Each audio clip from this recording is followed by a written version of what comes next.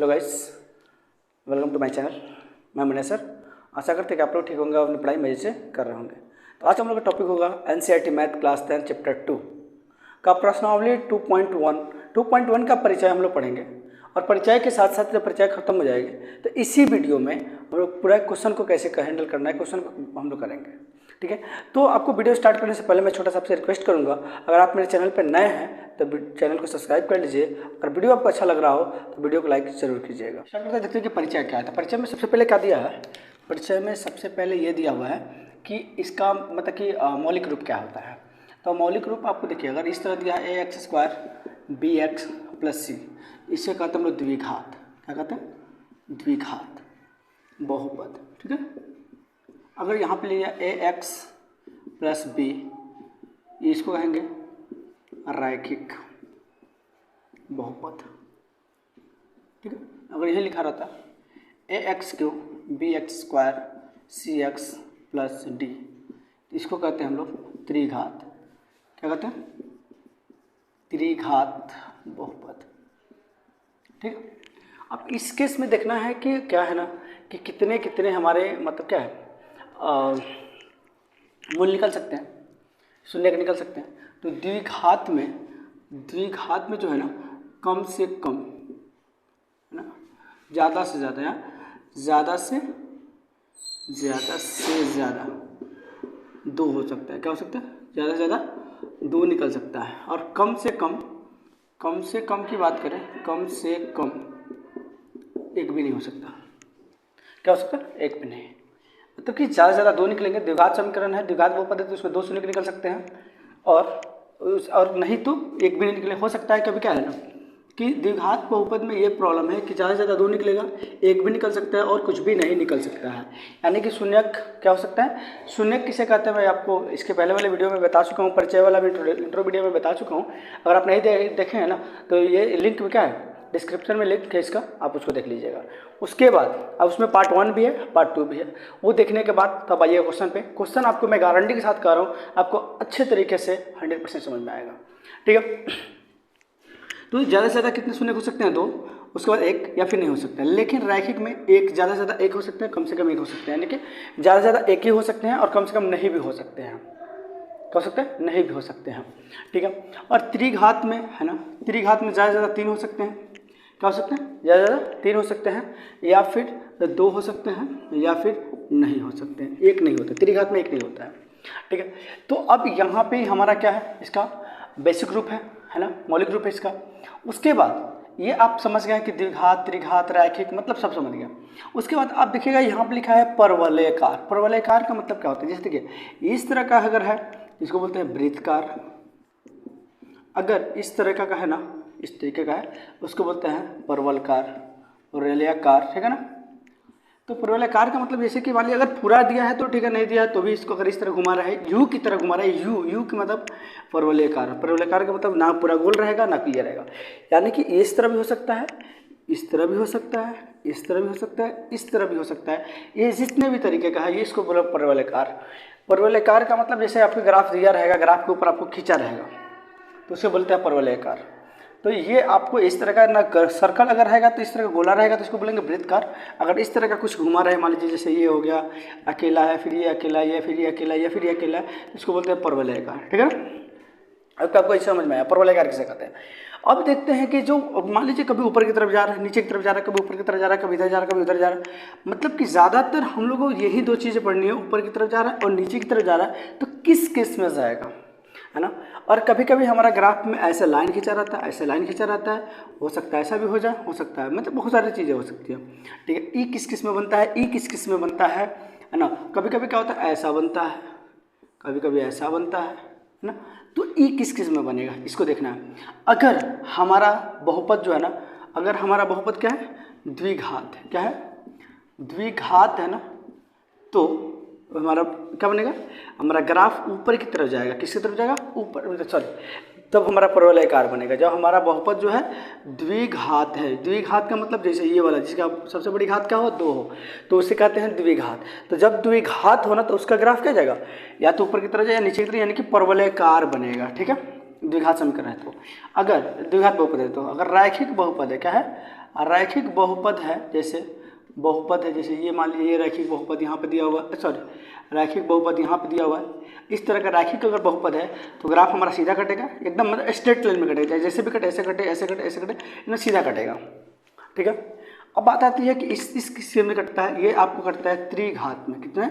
त्रिघात बहुपद जो बनता है ना, उसमें अगर इस तरह का ग्राफ कटता है एन की तरह। ठीक है, अब ये बातें आपको समझ में आ गई। अब ये ध्यान देना है कि ये जो परवलयकार जो हमारी ग्राफ कट रही है, क्या कट रही है? परवलयकार तो कब ऊपर की तरफ जाएगी और कब नीचे की तरफ जाएगी। तो यहाँ पे ध्यान देना ये है कि ए का वैल्यू 0 से बड़ा हो तो क्या जाएगा? ऊपर की तरफ जाएगा। अगर ए का वैल्यू 0 से छोटा है तो ये नीचे की तरफ जाएगा। बात समझ में आया? तो वो ए का वैल्यू कब 0 से छोटा होगा कब बड़ा होगा मैं बता रहा हूँ आपको। मैं बता दूँ कि धनात्मक संख्या जो भी होती है, धनात्मक जो भी होती है हमेशा 0 से बड़ा होती है, लेकिन ऋणात्मक जो संख्या होती है ना, ऋणात्मक जो होती है ना 0 से छोटी होती है। अगर मान लीजिए -ax² plus bx plus c ऐसा दे दिया, तो यहाँ पे ए का वैल्यू क्या है? माइनस में आ रहा है ना, तो ये ए का वैल्यू अगर माइनस में आ रहा है तो मतलब क्या है? 0 से छोटा आ रहा है। इस तरह का ग्राफ कटेगा। जैसे मान लीजिए -5x² प्लस 7x प्लस 5 मान लीजिए ऐसे दे दिया, तो ये ए का वैल्यू कितना दिया? माइनस में दिया है, तो यहाँ पे जाहिर सी बात है -5 को है 0 से छोटा है, तो 0 से छोटा है तो ग्राफ नीचे की तरफ जाएगा। अगर यही चीज़ 2x² प्लस 5x माइनस 3, तो यहाँ देखिएगा ए का वैल्यू जो है 0 का है, हमेशा ए का वैल्यू जो है 0 से बड़ा है। 0 से बड़ा है तो ग्राफ हमारा ऊपर की तरफ जाएगा। ये बात समझ में आया कि ग्राफ हमारा ऊपर कब जाएगा, नीचे कब? आपको घिसना नहीं है, उसमें खींचा हुआ रहेगा। आपसे क्वेश्चन पूछ सकता है कि किस केस में ग्राफ हमारा ऊपर की तरफ जाएगा, किस केस में ग्राफ हमारा नीचे की तरफ जाएगा, बस इतना पूछेगा। आपको ये नहीं कहेगा खींच कर दिखाइए, ठीक है ना? तो इतना ध्यान रखिएगा। और जैसे मान लीजिए यहाँ पे ax प्लस b, अगर इस तरह का ए का वैल्यू जो है ना, ए का वैल्यू अगर स्क्वायर नहीं है, ये रैखिक बहुपद है, तो आपका ग्राफ ऐसा ही जाएगा, सीधा जाएगा, टेढ़ा जाएगा, मतलब जो भी जाएगा एकदम पूरा स्ट्रेट जाएगा, लाइन जाएगा। ठीक है, त्रिघात में n की तरह बनता है। त्रिघात किसी का देखते हैं, ax³ plus bx² plus cx plus d। अगर इस तरह का कोई आपके पास बहुपद है तो आपका ग्राफ ऐसा कटा हुआ रहेगा। अब ये ऐसा कटा हुआ रहेगा ये बताया जा रहा है। ठीक है, बात समझ में आ रहा है आपको? अब आपको इसी के अकॉर्डिंग चेक करना है, इसी के अकॉर्डिंग आपको चेक करना है कि हमारा जो है रैखिक जो मतलब कि जो हमारा शून्य निकलेगा वो ग्राफ कैसे निकलेगा। मैं आपको बता रहा हूँ, यहाँ देखिएगा। अगर आपका मान लीजिए इसी एक चीज़ मैं बता रहा हूँ इस पर, जैसे ये आपका है ना, ये ऐसा बन गया, तो ये इसका क्या कहलाएगा? शीर्ष कहलाएगा। क्या कहलाएगा? शीर्ष कहलाएगा। ठीक है, ये आपको बात समझ में आ गया, किसको हम लोग क्या कहेंगे? शीर्ष कहेंगे। अब आपको देख लीजिएगा यहाँ पे, आपको मैं क्वेश्चन भी करके इसी में दिखा दे रहा हूँ कि क्वेश्चन कैसे करना है ना। उसके बाद हम लोग क्वेश्चन करेंगे, पहले एग्जाम्पल हम लोग कर लेते हैं, उसके बाद हम लोग क्वेश्चन भी करेंगे। ठीक है, तो पहले आप एग्जाम्पल को देखिए कि एग्जाम्पल मैंने क्या बता रहा हूँ कैसे। यहाँ देखिएगा, यहाँ जैसे मान लीजिए ये ग्राफ आपके पास आ गया, ये आपका लाइन है ग्राफ का, ये लाइन है आपका ग्राफ का। ठीक है, तो यहाँ पे आप लिखते हैं x और यहाँ पे लिखते हैं x एक्सिस, यहाँ पे लिखते हैं y, यहाँ लिखते हैं y एक्सिस। ठीक, तो इसको आप लोग बोलते हैं 0 या ओरिजिन, है ना। इसको बोलते हैं 1 2 3 4 एंड 5। 1 2 3 4 -1 -2 -3 और -4, -1 -2 -3 और -4। ठीक है, इस तरीके का आप लोगों को दे दिया गया। अब आपसे पूछा दे दिया है क्या? आपको रैखिक बहुपद दे दिया है। जैसे मान लीजिए ax प्लस b, ये कौन सा बहुपद है? रैखिक बहुपद है। तो इसका जो ग्राफ है ना, इस वाले केस में कभी भी ग्राफ आपका ऐसा कटेगा, यानी कि देखिए x को एक बिंदु पे ही पॉइंट कर रहा है, x को एक ही बिंदु पे ये क्या कर रहा है? कट कर रहा है। अगर मान लीजिए आप चाहे तो ऐसा भी खींच सकते हैं, देख लीजिए एक से एक ही पॉइंट पे कट कर रहा है। आप चाहे तो ऐसे ही खींच सकते हैं। तो यहाँ देखिएगा, मैं बता रहा हूँ, ये केस आपका फर्स्ट है, ये सेकंड है और ये थर्ड है। ठीक है, तो मैं बता रहा हूँ, देखिएगा फर्स्ट में देखिएगा खींचना तो x को एक बिंदु पे काट रही है। x एक्सिस को देखना है कि कितने बिंदु, हमारा लाइन जो खींच रहे हैं, जो रेखा खींच रहे हैं, वो x वाले पॉइंट को, x वाले जो लाइन खींचे हैं ना, इस पे कितने नंबरों को टच कर रही है, कितने पॉइंटों पे टच कर रही है, ये ध्यान देना है हमको। ठीक है, मैंने x एक्सिस पे देखा, इस वाले लाइन को देखा, ये लाइन पे देखिएगा एक पॉइंट पे इसको आगे कट कर रहा है। तो इस वाले केस में इस वाले केस में इसमें क्या है, एक ही शून्यक निकलेंगे। अगर केस 2 की बात करें तो केस 2 में देखिए एक ही पॉइंट पे कट कर रहा है, तो भी क्या करेंगे, हमारा एक ही शून्यक निकलेंगे। और केस 3 में आप देखिए कि लाइन खींच रहे हैं और ये लाइन जो है कभी भी एक्स एक्सिस को कहीं टच नहीं कर रहा है, तो जब कहीं टच नहीं करेगा तो इसका शून्यक जो है नहीं निकलेगा, नहीं निकलेगा। आपको इस शून्यक निकालने के लिए आपको ये देखना है कि वाई एक्सिस पे कोई मतलब नहीं है आपको, एक्स एक्सिस को जो भी आप लाइनें खींच रहे हैं, चाहे वो स्ट्रेट लाइन हो, चाहे परवलयाकार हो, चाहे एन हो, ये देखना है कि ये जो लाइनें हम खींच रहे हैं एक्स एक्सिस को कितने पॉइंट पे टच कर रही है या कट कर रही है। ठीक है, तो ये देख लिया आप लोग, यानी कि ये इस तरीके का अगर स्ट्रेट लाइन कहीं लिखा रहे तो समझ लिया कि रैखिक बहुपद है, और रैखिक बहुपद में ज़्यादा से ज़्यादा एक शून्यक निकल सकते हैं और कम से कम कुछ भी नहीं हो सकता। ठीक है, तो रैखिक वाले समझ में आया होगा। अब देखते हैं हम लोग इसी ग्राफ पे हम लोग द्विघात वाले खींच लेते हैं। द्विघात के मतलब कितने कितने केस हो सकते हैं, द्विघात पे कितने कितने केस हो सकते हैं। ठीक है, आप देखिएगा, मैं बता रहा हूँ। आ जाइए, इसको मिटा देगा, चलिए ठीक है। यहाँ पे मैंने खींच लिया इसको, यहाँ पे हो गया 4, यहाँ पे आ गया 5, यहाँ पे 8 आ गया। ठीक है, अब यहाँ पे ये चलिए, अब देखिएगा यहाँ पे अगर हमारा द्विघात है तो द्विघात जब समीकरण को द्विघात बहुपद हो तो आपको मैंने बताया था या तो ग्राफ ऐसे कटेगा या ग्राफ ऐसे कटेगा। ठीक है, तो अगर आपको देखना है कि देखिएगा इस तरह का अगर ग्राफ कट रहा है तो एक्स एक्सिस को कितने पॉइंट पे कट कर रहा है, तो 2 पॉइंट पे कट कर रहा है। कितने पॉइंट पे कट कर रहा है, 2 पॉइंट पे कट कर रहा है, तो इसका शून्यक हो जाएगा, आपको 2 शून्यक होगा। ठीक है, इसका 2 शून्यक होगा। अगर मान लीजिए ऐसा आपने ग्राफ खींचा, आप तो बार बार नंबरिंग देने की जरूरत नहीं है, आप समझ गए होंगे। अगर मान लीजिए ऐसा है तो भी देखिए 2 पॉइंट पे ही तो कट कर रही है ना, ये हमारा एक्स, ये हमारा वाई है, वाई एक्सिस है, ये एक्स है, ये एक्स एक्सिस है, ये बात समझ में आ रहा है। तो यानी एक्स वाली लाइन तो यही है ना, तो एक्स वाली लाइन पे 2 नंबर पे कट कर रही है, तो जब 2 नंबरों पे कट करेगी इसका शून्यक भी 2 होगा, इस केस में भी 2 शून्यक हो जाएगा। अगर मान लीजिए ऐसा हमने ग्राफ खींचा, ये एक्स हो गया, ये एक्सिस हो गया, वाई हो गया, ये वाई एक्सिस हो गया, है ना, तो अब देखिएगा ऐसा ग्राफ कट जाए तो भाई देखिए कहीं टच कर रही है एक्स को, नहीं कर रही है। ऐसा खींच दे, कहीं टच कर रही है, नहीं कर रही है। तो आप जब हमारे एक्स एक्सिस को ये वाली ग्राफ जो हमको कहीं टच नहीं कर रही है ना, कहीं टच नहीं कर रही है ना, तो समझ लीजिए इसका कोई शून्यक नहीं होगा।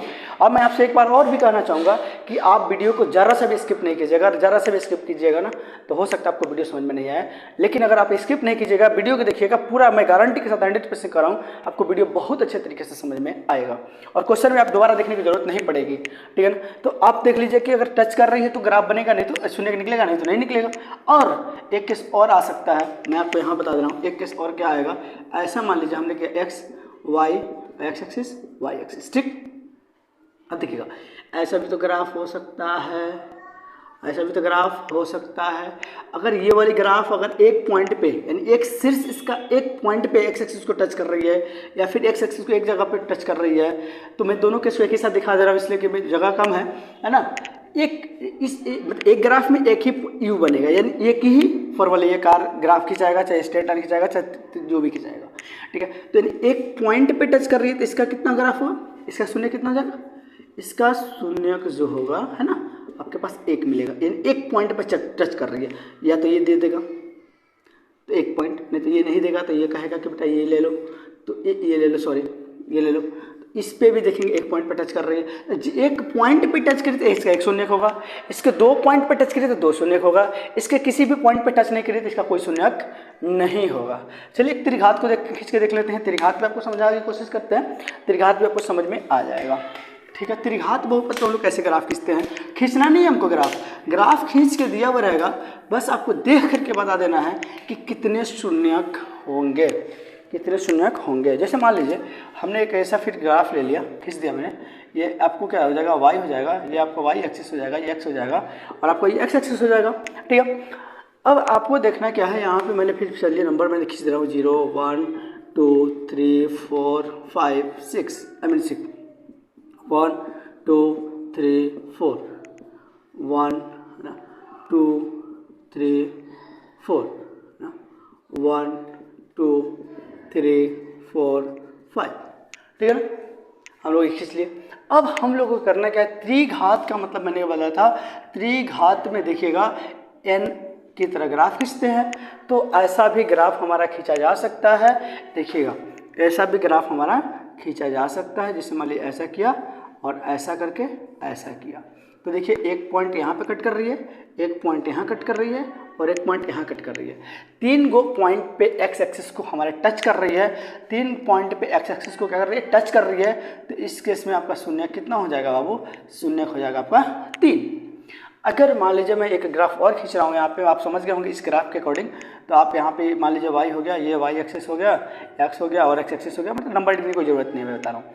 अगर ऐसा भी तो हो सकता है, ऐसा भी तो हो सकता है। तो इस वाले केस में देखिएगा एक यहाँ पे टच कर रही है और एक यहाँ पे टच कर रही है। तो जब यहाँ पे 2 एक्स एक्सिस को कितने पॉइंट पे टच कर रही है, 2 पॉइंट पे टच कर रही है। तो 2 पॉइंट पे जब टच करेगी तो इसका शून्य कितना हो जाएगा, इसका शून्य हो जाएगा 2, है ना। इसका मैंने क्या बोला था कि कम से कम, ज़्यादा से ज़्यादा 3 हो सकते हैं, कम से कम 2 हो सकते हैं, या फिर नहीं होंगे, या फिर नहीं होंगे। अगर मान लीजिए कि हमने ग्राफ ऐसा खींच दिया, अब ऐसा खींच दिया, अब यहाँ से n बना दिए, तो ये n कहीं टच कर रही है हमारे एक्स एक्सिस को, नहीं टच कर रही है ना। जब टच नहीं करेगी तो हमारा कभी क्या होगा, कभी बनेगा ही नहीं बनेगा, है ना। तो आई होप कि आपको ये बहुत अच्छे तरीके से समझ में आया होगा। तो चलिए ठीक है, अगर ये समझ में आ गया तो चलिए हम लोग 2.1 क्वेश्चन को, यानी प्रश्नावली में जो क्वेश्चन दिया हुआ है, इसको क्वेश्चन को करने की कोशिश, प्रश्नावली 2.1 पे पहुंच चुके हैं। तो हम लोग क्या करेंगे कि जो हम लोग जो एग्जाम्पल देखे, परिचय देखे, फिर मैंने उसके बाद परिचय में पूरे ट्रिप में बताया मैंने, तो आपको बहुत अच्छे तरीके से समझ में आएगा। अगर वो आपको समझ में आ गया है तो ये क्वेश्चन आपके लिए चुटकी का खेल है। इस तरह मैं गारंटी ले रहा हूँ कि एक टोटली क्वेश्चन आप एक बार आंख बंद करके खोलिए, सबका आंसर आपको नजर आ जाएगा। और नहीं आ रहा है तो देखिए मैं बता रहा हूँ कैसे, आप ही बनाइएगा, देखिए कैसे बन रहा है। तो यहाँ पे देखिएगा ये जो क्वेश्चन है ना, ये कितने पॉइंट पे कट कर रही है एक्स एक्सिस को, एक्स एक्सिस को टच ही नहीं कर रही है, कहीं टच ही नहीं मिल रहा है इसको, एक्स एक्सिस पे टच नहीं कर रही है, कहीं नहीं मिल रही है, तो इसका शून्य क्या होगा, नहीं होगा शून्य, किसका एकदम 0 हो जाएगा बच्चा। यहाँ देखिएगा क्वेश्चन नंबर 2 में हमारे एक्स एक्सिस को ये ड्रॉ कितना जगह पे कट करे, एक जगह पे ये हमारे लाइन जो कट कर रही है, इसका शून्य होगा 1। यहाँ पे देखिएगा 1 2, यानी 1 पॉइंट यहाँ, 1 पॉइंट यहाँ, 1 पॉइंट 3 पॉइंट पे कट कर रही है, तो इसका शून्य कितना जाएंगे 3। यहाँ पे देखिएगा 2 जगह कट कर रही है, यानी हमारी जो ग्राफ खींचा हुआ है एक्स एक्सिस को, यानी एक्स एक्सिस मतलब एक्स वाली लाइन को 2 जगह पे कट कर रही है, तो यानी कि 2, इसका शून्य कितना जाएंगे 2। इसका देखिए 1 2 3 4, यानी कि 4 जगह कट कर रही है ये, तो 4 जगह कट कर रही है, तो इसका शून्य कितना जाएगा 4। देखिएगा 1 2 3, यानी मैंने क्या बोला था, हमारी खींचा हुआ ग्राफ लाइन या तो एक्स एक्सिस को कट करे या एक्स एक्सिस को टच करे, यानी कि छुए। जितने बिंदु पे छुएगी या जितने बिंदु पे कट करेगी उतने हमारे शून्य मिलेंगे। देखिए एक यहाँ पे कट कर रही है, एक शून्य यहाँ पे, एक शून्य यहाँ पे, यानी कि टोटली शून्य कितना हुए 3। तो आई होप कि आपको बहुत अच्छे तरीके से ये समझ में आया होगा। अगर आपको लग रहा है कि ये वीडियो आपके लिए हेल्पफुल है तो मैं आप फिर से कहूँगा, आप अगर चैनल को सब्सक्राइब कर ली हैं तो ठीक है, अगर नहीं किया तो चैनल को सब्सक्राइब जरूर कर लीजिए और वीडियो को लाइक कीजिएगा। और उस